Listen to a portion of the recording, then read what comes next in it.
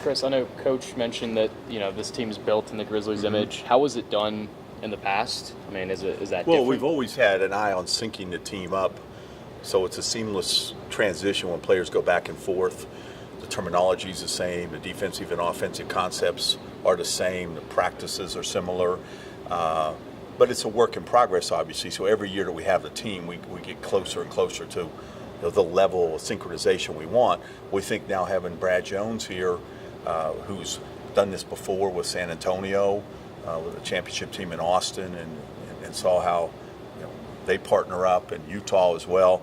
A G League veteran coach like that should help that process of making it just totally seamless, the transition between both teams.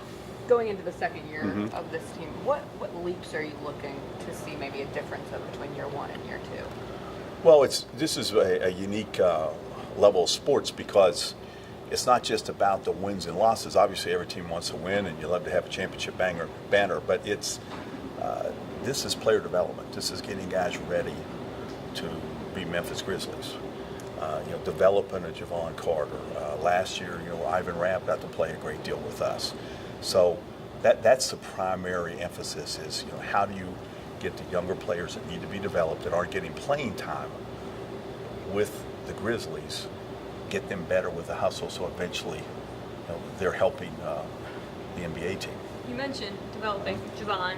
What do you guys, at this point, what do you want to see him develop specifically? Well, Jevon obviously is a high-level defensive player, won all sorts of defensive player of the year honors in college basketball last year, but guarding in the NBA is different than guarding college.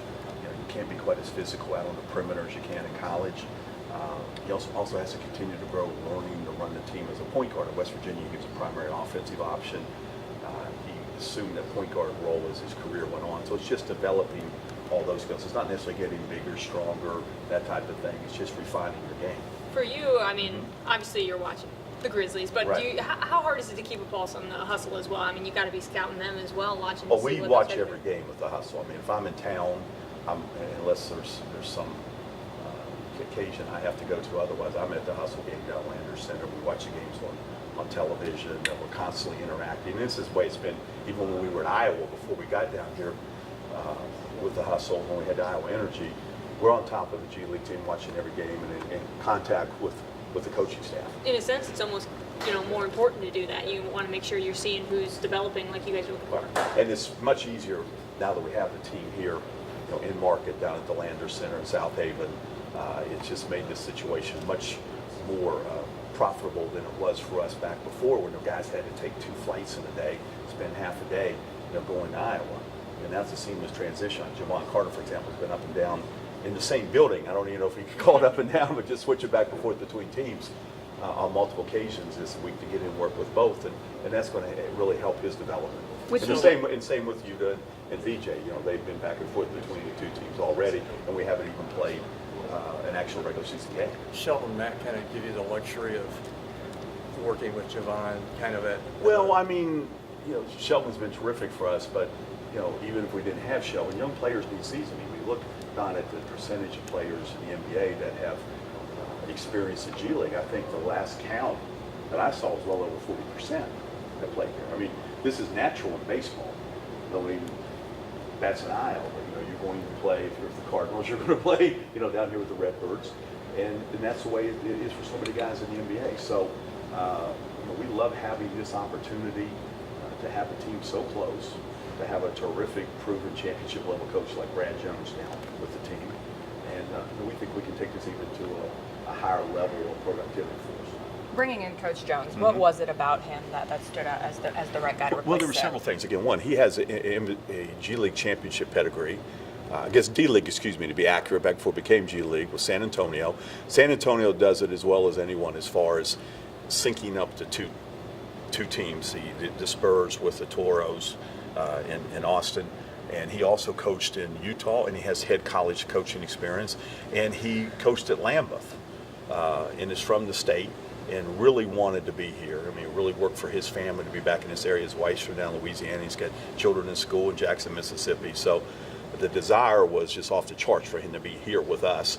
And we thought he was the best candidate. And we had some really good candidates, because when you have a head coaching position now in the G League, I mean, you're inundated with very qualified people. But his resume stood out, and we had talked to him a couple years ago too about a position with the Grizzlies, so we were familiar with him. Without having seen him coach a game yet, what have you liked from him thus far? Well, he's extremely organized, and he's someone who has a great way with players, but when he has to be stern, he can be. He's extremely accomplished on both the offensive and defensive sides of the ball. He's been with great coaches. He's been on the bench as an NBA assistant at Utah. He's been with the Spurs organization. So, I mean, he really checks all the boxes we were looking for. As far as DJ and bringing him in now, what did you see from him in terms of his development that made this feel like the right time? Well, when we had DJ a couple years ago in training camp, and he almost made the team. Since then, he's gained additional seasoning in Europe. Last year, he was the sixth man of the year in the French A League. His team won the championship.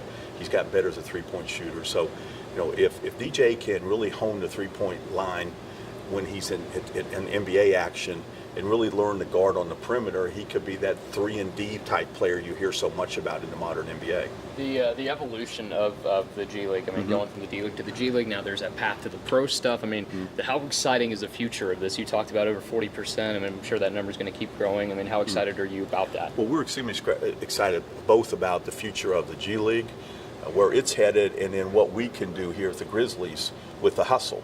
I mean, I've touched on earlier, having the team local makes a huge difference. Now, we love being in Des Moines. It was a great G League city, tremendous support for the team, terrific facility, but there's no place like home. And not have your players have to make 2 flights and spend half a day getting here allows you to do things and to utilize this opportunity in ways you couldn't before. Like this week, Jevon, Yuta, and DJ have participated in practices with both teams. Yuta got his first little NBA stint last week against Phoenix. That's hard to do when they've got to fly in here. And we practice out of the same building. I mean, as the Grizzlies, they lift in the same weight room. So I think we're really going to be able to use this at a level we haven't been able before. And we've gotten real mileage out of the G League in the past. I mean, Wayne Selden played for the Iowa Energy. Andrew Harrison was with us. Even though he wasn't one of our players, we picked up JaMychal Green from scouting in the G League. So it's been important for us, not just in developing our own players, but as a source of additional talent. Brandon Goodwin, after his stint in Summer League, y'all signed him to an Exhibit 10. Right. He talked to a media outlet in Naples, Florida, and he said that he was trying to get that two-way. Was it a success to keep him on the Exhibit 10 for a chance? Well, I mean, there's strategic reasons why teams do everything contractually. I mean, not really going to go into that, but we felt it was the best way to utilize him. And the key thing is he's here with us. He's working with the hustle. He's getting the strength conditioning with our coaches. He's been with us in summer. He's in training camp. So, we like him a great deal, obviously, or we wouldn't have, signed him. And he's going to be a key part of the hustle this year.